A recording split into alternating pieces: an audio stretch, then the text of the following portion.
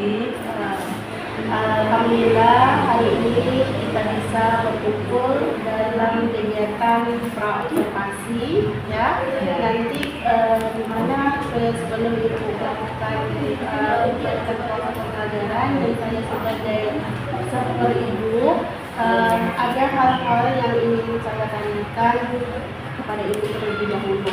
Sebelum itu saya menyampaikan bahwa tujuan dari observasi praobservasi ini yaitu agar ibu lebih siap dan percaya diri terhadap pelaksanaan pembelajaran kelas sesuai persiapan yang akan dilakukan. Ya. Oke ibu, yang saya ingin bertanya, kira-kira apa tujuan pembelajaran ibu nantinya? Tujuan pembelajaran saya di kelas yang pertama, peserta didik dapat mengidentifikasi pengertian konstitusi. Yang kedua, peserta didik dapat mengindikasikan macam-macam atau bentuk konstitusi.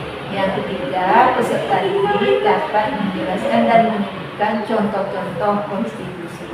Oke Bu ya, berarti ada 3 tujuan pembelajaran yang ingin dicapai saat nanti mengajar, yaitu peserta didik mampu mengidentifikasi pengertian konstitusi.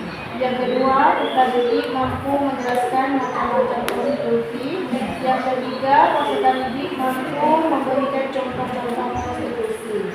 Oke Ibu, pertanyaan selanjutnya saya ingin mengidentifikasi apa saja yang ingin dilakukan. Yang pertama, kira-kira area pengembangan yang hendak dicapai itu seperti apa? Area pengembangannya yang pertama yang ingin saya capai di kelas yaitu tercapainya tujuan pembelajaran yang sudah kita tentukan di dalam kelas. Yang kedua, aktifnya siswa selama pembelajaran, apalagi menggunakan sistem diskusi. Yang ketiga, adanya pembelajaran anak-anak itu fokus dalam hal ini yaitu pengelolaan kelas. Oke, itu adalah area pengembangan yang ingin dicapai, yaitu tercapainya tujuan pembelajaran. Yang kedua, aktif dalam diskusi kelompok. Yang ketiga yaitu bagaimana pengelolaan kelas, itu anaknya fokus dalam diskusi ya. Untuk mencapai tujuan ya dan area pengembangan yang tidak dicapai tersebut, kira-kira Bu, apa strategi yang ingin dipersiapkan? Strategi yang pertama yaitu sebagai pemateri, ibu menampilkan gambar-gambar yang berkaitan dengan konstitusi. Yang kedua, strateginya menggunakan match to match atau bahasa kitanya pertanyaan dan jawaban, di mana siswa dalam kelompok nanti diberi lembar pertanyaan dan lembar jawaban. Masing-masing anggota kelompok akan memadukan atau mempertemukan pertanyaan dan jawaban, kemudian ditempel dalam sebuah karton. Setelah ditempel dalam sebuah karton, masing-masing kelompok sudah siap hasilnya, mereka akan presentasi di depan kelas. Jadi sebagian kelompok akan melakukan presentasi. Oke, ya, berarti itu adalah strategi yang dipersiapkan. Yang pertama itu ibu akan menggunakan suatu gambar, ya, dan juga menempel. Yang kedua itu ibu menggunakan cara itu pertanyaan dan jawaban, ya. Yang ketiga itu ibu menggunakan apakah menggunakan pembelajaran berdiferensiasi? Oh ya, dalam berdiferensiasi ya, salah satunya membuka ice breaking. Yang kedua, sebelum belajar tadi juga ada berdoa. Kemudian selama pembelajaran mana yang tidak fokus ada cukup semangat. Pokoknya di dalam selingan pembelajaran kesiapan siswanya, minat siswanya, dan tidak lupa dengan teknik stopnya. Berarti ibu bergabung dengan pembelajaran seperti kompetensi sosial emosional. Iya. Ya. Kalau pembelajaran berdiferensiasi itu ibu terlihat pada produk atau konten atau sebagainya? Ada dua di sini. Dua ya. Kalau akhir dari diskusi yaitu produk, maka menghasilkan dalam bentuk fasilitator itu akhir diskusi. Tapi sebelum diskusi mereka sudah melihat konten, yaitu isi di dalam paket dan pertanyaan yang sudah boleh dibaca sebelum mereka terlibat konten. Kira-kira Bu, dari strategi yang digunakan ini, apa penilaian yang dilakukan? Penilaian yang pertama yaitu secara individual, bagaimana mereka mempertahankan pertanyaan dan jawaban. Yang kedua, penilaian dalam keterampilan berkelompok, yaitu mereka berkolaborasi serta bekerja sama dalam menghasilkan hasil sebuah presentasi untuk kepentingan kelompoknya. Ibu, kira-kira sasaran yang akan dilaksanakan itu di kelas berapa? Sasaran kelas 84. Kelas 84, kira-kira kapan waktunya Ibu melakukan pembelajaran tersebut? Di hari Rabu jam ke 5.6. Iya, hari Rabu jam 5.6. Oke, Bu, ya. Baik Ibu, demikian pertanyaan yang saya sampaikan. Ini untuk apa? Agar Ibu lebih memfokuskan pada hal yang akan saya amati nanti, ya, di pelaksanaan pembelajaran. Mudah-mudahan di jadwal pembelajaran nanti Ibu bisa melaksanakan pembelajaran dengan maksimal sesuai dengan telah direncanakan, ya. Mudah-mudahan observasi ini nanti juga berjalan lancar, dan setelahnya kita akan berbincang kembali pada tahap pasca observasi. Ya, terima kasih atas waktunya. Ya, saya ucapkan assalamualaikum warahmatullahi wabarakatuh. Pelajaran kita mulai, marilah kita berdoa. Kelas, silakan pimpin doanya. Perhatian semuanya, sebelum kita belajar, marilah kita berdoa. Berdoa mulai. Bismillahirrahmanirrahim.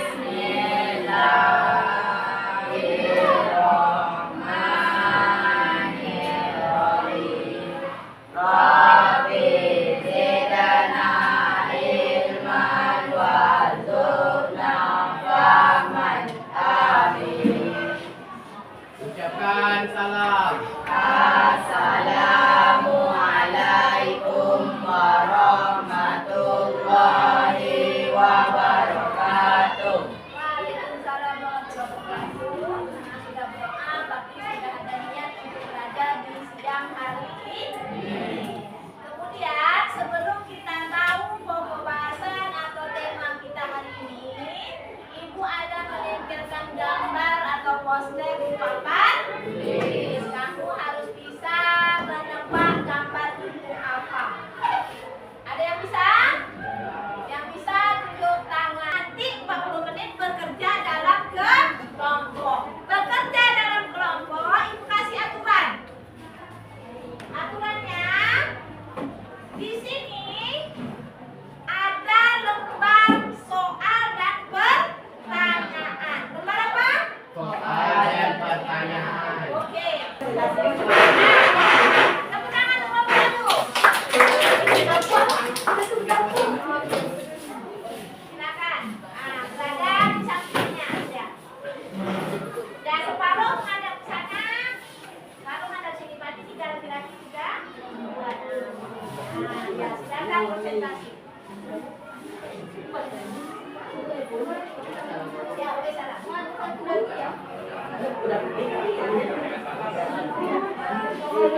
Oh, yang muslim nak, yang muslim.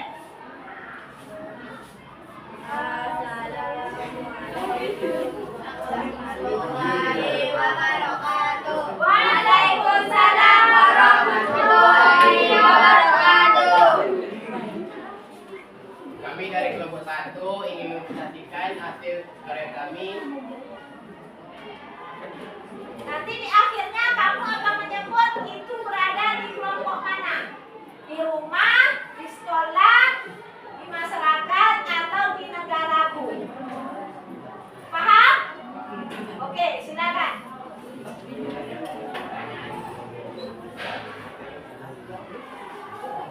Pertanyaan, apa perbedaan antara undang-undang dan peraturan pemerintah? Jawaban.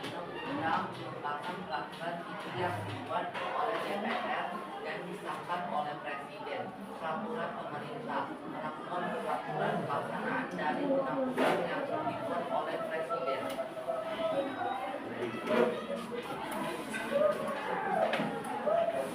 Bagaimana cara agar peraturan negara dapat berjalan efektif? Berjalan efektif diperlukan penegakan hukum yang tegas, partisipasi aktif masyarakat dalam mematuhi peraturan, sosialisasi peraturan kepada masyarakat, evaluasi dan perbaikan peraturan secara berkala. Jawaban Suaranya kurang keras, keraskan lagi. Dengar? Keras lagi.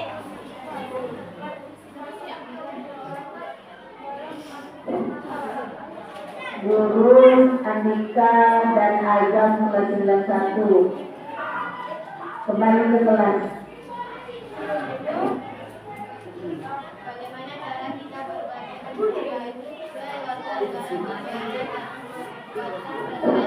Guru Andika, Apit dan Adi silakan masuk ke kelas dan Rangga.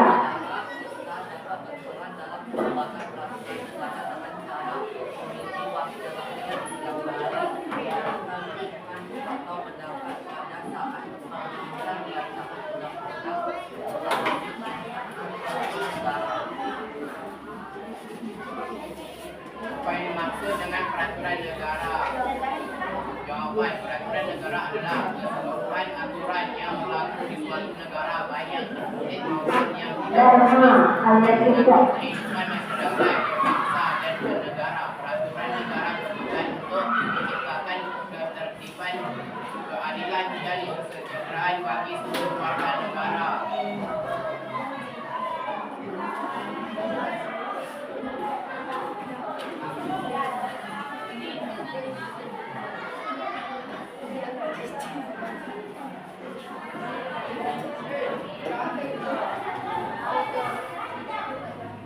itulah hasil dari kompromi peraturan negara. Tangan satu-satu. Peraturan di mana? Di negara. Oke, peraturan di negara. Bukan lembar kerjanya.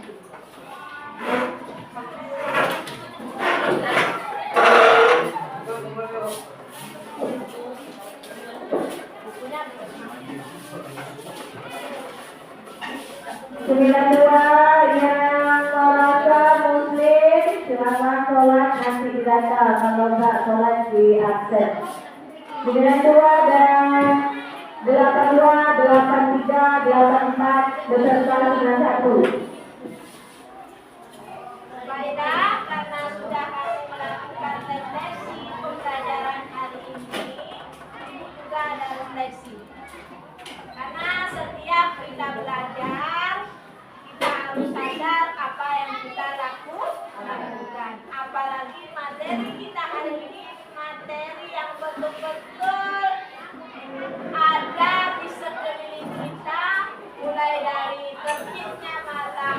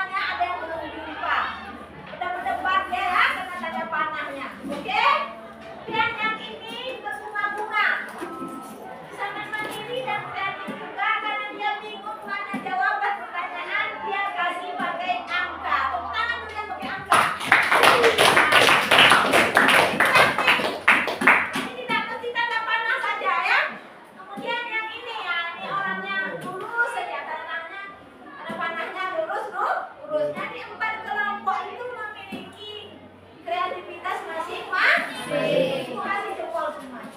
Udah. Kemudian tendensi yang kedua, untuk pembelajaran hari ini Ibu sangat bahagia, sangat antusias karena kamu memahami tentang peraturan. Pada saat Ibu berkeliling di kelompok, Ibu melihat asik menjodohkan antara soal dengan pertanyaan. Bahkan di kelompok ini ada edukasi pre-gratis sebenarnya, karena dia edukasi jawaban 2, akhirnya dia menemukan. Itu namanya kita harus berpikir. Itu juga peraturan. Kalau tak diatur, kita tak akan lupa jawabannya sebenarnya. Kemudian yang berikutnya untuk penerapan. Nah, ini yang berat untuk kamu. Bisa kamu terapkan di rumah ini? Yang di rumah. Yang di sekolah bisa diterapkan di sekolah? Yang di masyarakat bisa berkolaborasi atau berpartisipasi karena kamu masih remaja. Untuk negara, ini yang akan kita pelajari minggu depan lebih mendalam lagi. Jadi untuk kesimpulannya itu dia bahwa peraturan itu di mana kita berada sampai kapanpun, peraturanlah yang akan membentuk karakter kita masing-masing. Profil pelajar Pancasila. Siap untuk berprofil pelajar Pancasila? Siap. Karena ini materi inti di kelas 8. Jadi untuk hari ini, alhamdulillah, Ibu ucapkan dengan wajah-wajah kamu di jam hari ini sangat lesu, tapi tetap semangat dalam belajar. Contohnya di jawaban refleksi, katanya banyak menantang dan kami semangat. Betul menantang? Betul. Ada yang kecewa? Ada nih, ada yang kecewa. Karena ya ada satu. Oke, satu tidak apa-apa. Baiklah, sama-sama kita ucapkan alhamdulillah. Assalamualaikum warahmatullahi wabarakatuh. Bismillahirrahmanirrahim. Assalamualaikum warahmatullahi wabarakatuh. Waalaikumsalam warahmatullahi wabarakatuh. Alhamdulillah. Malah hari ini kegiatan kelima Bulan Sari. Bulan Sari. Ya, Ya, Bu. alhamdulillah sehat. Apa kabar? Alhamdulillah sehat. Terima kasih. Udah, Pak. Siap ya? Siap menghadapi kenyataan hidup. Ibu sehat, Bu. Semangat, Bu. Tetap semangat. Hari ini kita melanjutkan aksi, ya. Kemarin Bu Sari sudah melakukan aktivitas observasi, sudah lanjut dengan observasi. Kemudian hari ini kita akan melaksanakan pasca observasi. Jadi kegiatan ini dilakukan untuk memastikan bahwa Bu Sari itu benar-benar sudah melaksanakan tagihan bergerak secara nyata, dan juga ini merupakan bagian untuk melatih diri seorang calon bergerak mampu menjadi seorang supervisor, menjadi seorang observer, menjadi seorang yang mampu memberikan support kepada anak sejawat, sehingga ke depan tentunya Bu Sari ini bisa menjadi guru yang menjadi panutan, guru yang disukai oleh anak-anak, guru yang menjadi contoh bagi keluarga lain untuk di SMP 9 maupun di luar sekolah. Oke, selanjutnya kepada Bu Sari, silakan dilanjutkan aktivitas pasca observasinya terkait hasil pengamatan observasi yang telah dilakukan beberapa waktu yang lalu. Silakan Bu Sari dilanjutkan. Terima kasih kepada Bapak Gubernur Banten, Bapak Munudin yang telah memberikan kesempatan saya untuk melakukan pasca observasi bersama Ibu Haminor. Assalamualaikum warahmatullahi wabarakatuh, Ibu. Waalaikumsalam warahmatullahi wabarakatuh. Bagaimana kondisi pada hari ini? Alhamdulillah sehat.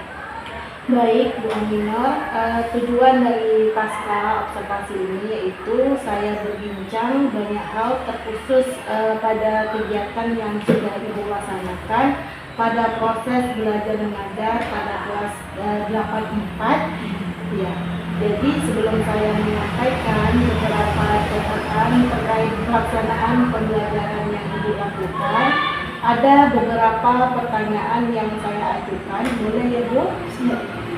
Oke, siap. Untuk pertanyaan pertama ini, bagaimana perasaan Ibu ketika setelah selesai melakukan kegiatan pembelajaran kemarin? Perasaan saya setelah kegiatan pembelajaran kelas 4, alhamdulillah saya merasa sangat bahagia dan senang, mahasiswa semangat yang belajar. Ya, alhamdulillah ya Bu. Lalu bagaimana perasaan Ibu ketika mengajar terus dipantau oleh supervisor? Ada sedikit kelebihannya Bu. Bagi para santri dengan penuh semangat saya tetap melaksanakan pembelajaran yang saya lakukan di kelas.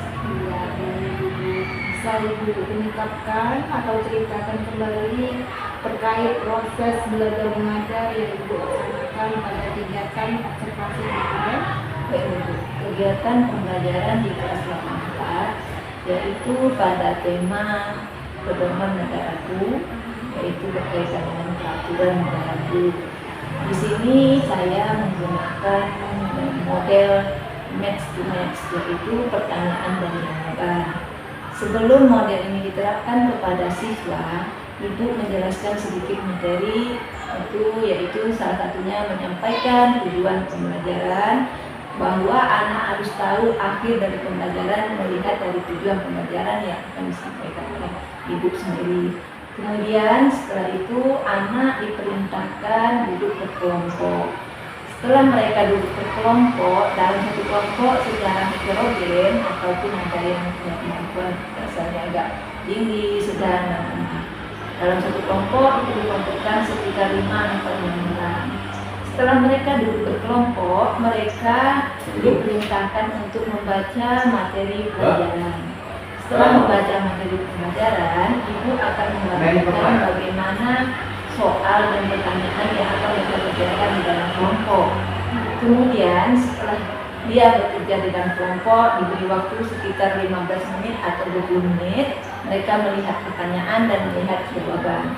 Setelah selesai 20 menit, mereka akan mempertemukan pertanyaan dan jawaban dan ditempel di dalam karton. Setelah ditempel dalam karton, pasangan dari tadi jawaban dan pertanyaan, setelah selesai satu kelompok dan semua kelompok juga sudah selesai, mereka akan melakukan presentasi per kelompok di depan kelas. Setelah mereka presentasi, mereka akan merasakan apa hasil diskusi mereka.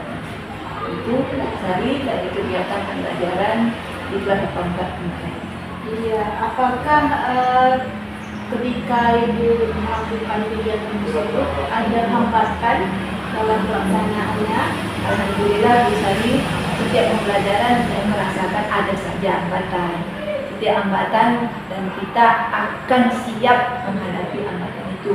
Salah satu hambatannya adalah ada beberapa siswa yang kurang fokus dalam mengerjakan lembar kerja berkelompok tadi. Ya, itu hambatannya Bu Sari. Terus yang disampaikan oleh Ibu, salah satunya adalah kurang fokus. Apakah tujuan pembelajaran Ibu tercapai? Alhamdulillah kalau untuk tujuan pembelajaran 80% tercapai. Alhamdulillah Ya. ya, 80% tercapai. Kira-kira bagaimana area pengembangannya? Area pengembangannya di sini Ibu menangkap anak-anak ini sudah menguasai berkelompoknya, ada misalnya kalau 6 mereka sudah menguasai sekitar 5 orang. Jadi tugas dari yang lain akan memberitahu kepada teman-temannya supaya mereka ikut memahami apa yang disampaikan dalam tujuan pembelajaran yang dikerjakan di dalam kelompok. Oke Ibu, tadi awalnya Ibu mengatakan bahwasanya salah satu hambatannya adalah kurang fokus. Untuk mengatasi dari anak yang kurang fokus, itu itu disebabkan apa kira-kira? Pertama, kesulitan yang dialami anak, pertama dia mungkin ada hal-hal pribadi. Yang kedua bisa jadi karena dalam satu kelompok itu ada hal yang tidak disukai. Yang ketiga, kesulitan ini sebetulnya tidak terlalu hambatan berat, tetapi bisa kita hadapi dengan menghadapi siswa yang punya kesulitan tadi. Kita lakukan pertanyaan mengapa dia mengalami kesulitan. Oke, tadi Ibu sudah menjelaskan apa saja hambatannya, sebabnya apa. Kira-kira apa sih Bu cara atau mengatasi hambatan dari anak yang kurang fokus? Ya, pertama kita menghadapi anak yang kurang fokus. Pertama, kita di dalam melihat anak mengerjakan pembelajaran tadi dari setiap kelompok ke kelompok lain, sebagai guru kita harus melakukan pendekatan pribadi. Mengapa pada saat diskusi dia tidak fokus? Setelah kita tanya, tentu dia punya jawaban. Jadi artinya kita hambatan itu kita hadapi dengan pendekatan pribadi. Yang kedua, selain pendekatan pribadi, kita akan bertanya kepada teman sejawatnya, mengapa hari tersebut temannya tidak fokus dalam belajar. Yang ketiga, mungkin di lain waktu ibu bisa memanggil dia dengan memberi pertanyaan mengapa pada saat pembelajaran dia kurang fokus dalam pembelajaran di kelas tadi. Jadi tidak hanya pada hari tersebut, bisa saja di hari berikutnya. Oke, Ibu sudah menjelaskan bagaimana cara-cara ya mengatasi dari hambatan tersebut. Iya. Kira-kira Ibu kapan Ibu melakukan atau aksi dari cara atau solusi yang ingin Ibu terapkan? Oke, baiklah Bu Sari.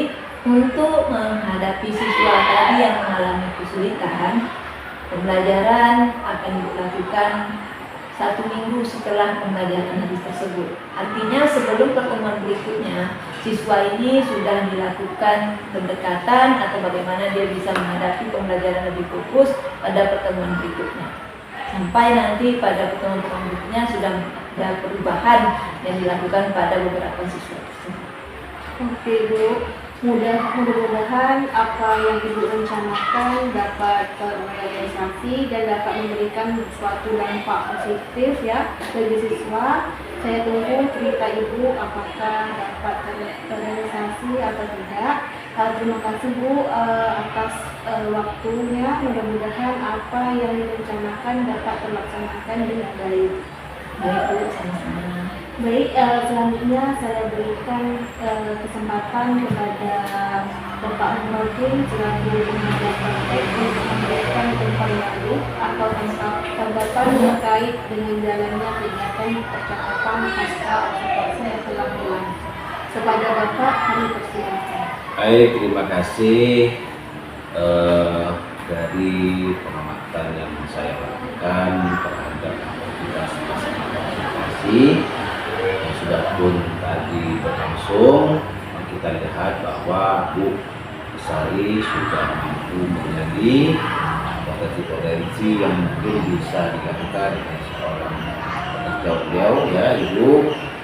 Ada beberapa hal yang menjadi hambatan ketika dalam proses belajar mengajar itu berlangsung ya. Nah, kita masih juga tetap akan melihat bagaimana rutinitas anak-anak yang kadang-kadang selalu berganti-ganti, yang hari ini kadang dia aktif, biasanya kadang dia tidak aktif, kadang-kadang mengalami gangguan-gangguan yang lain sehingga menunjukkan rasa kenyamanan, rasa kebugaran mereka menjadi terganggu. Ini memang menjadi salah satu penyebab kenapa anak-anak agak gagal fokus dalam ya. Dari situ maka dapat dilihat bahwa aktivitas yang berlangsung itu selalu berubah-ubah sesuai dengan kondisi fisik, kondisi semangat, dan kondisi kesehatan. Makanya dalam setiap aktivitas belajar, kesiapan anak-anak itu menjadi syarat utama untuk memastikan anak-anak itu bisa belajar dengan baik. Nah, berbagai hal yang memang kita hadapi tadi Ibu Sari sudah menyampaikan alur coachingnya, ya, di mana Bu Sari sudah mampu menyampaikan pertanyaan-pertanyaan yang sifatnya bagus, berkualitas, guna mengangkat, membuka cakrawala seorang pakar pesawat untuk menemukan solusi, ya, solusi sederhana yang nantinya dengan solusi sederhana itu akan melahirkan sebuah peningkatan mutu belajar yang maksimal bagi anak.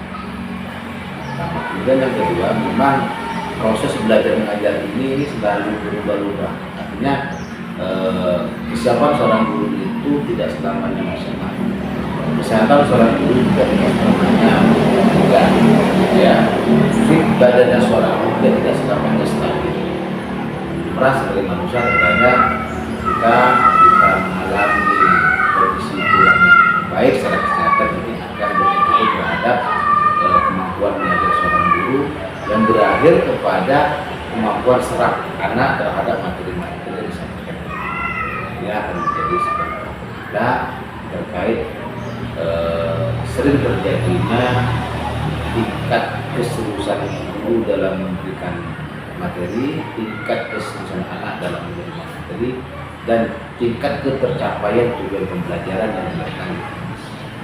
Ini adalah bagian penting yang harus selalu kita cermati, harus selalu kita jadikan sebagai sandaran untuk menarik benang, ya, benang merah, ya, dari sumber benang-benang yang kadang-kadang kita tusuk untuk mencari mana sebetulnya sumber masalah. Karena sebenarnya sumber masalah ada di depan kita, cuma karena kita tidak menemukan itu sebagai sumber masalah, tetapi sebenarnya itulah asal masalah. Oke, selanjutnya Bu Sari terima kasih dan selamat sukses, ya, atas aktivitas coachingnya dari pra observasi sampai pas observasi. Terima kasih kepada Ibu, ya, Ibu atas keinginan, kemampuan dan keikutsertaan Ibu dalam mendukung program Murah ini, sehingga salah satu tantangan itu terpenuhi. Yang penting bukan tantangannya, yang penting pengalaman, ya, pengalaman menjadi seorang observer, pengalaman menjadi seorang coach, kita akan masuk ke hati kita dan terpelajari misalnya kita mampu menunjukkan, menjelaskan kepada orang lain agar sama-sama saling mengerti, memahami, menguasai, dan paling tidak akan memberikan informasi. Oke, terima kasih kepada Bu Sari. Aktivitas coachingnya sudah berlangsung baik, ya. Mudah-mudahan apa yang sudah dikenakan dengan awal dan hasil yang berdasarkan hari ini akan memberikan dampak positif bagi Bu Sari. Sekolah khususnya keluarga besar SMP 9 untuk menuju sekolah yang berkualitas dengan guru-guru yang profesional dan anak-anak yang lebih aktif dalam menerima pembelajaran, dan terakhir tentunya akan mencapai visi sekolah secara keseluruhan. Oke, terima kasih atas waktunya dan saya juga assalamualaikum warahmatullahi wabarakatuh. Waalaikumsalam warahmatullahi wabarakatuh. Oke.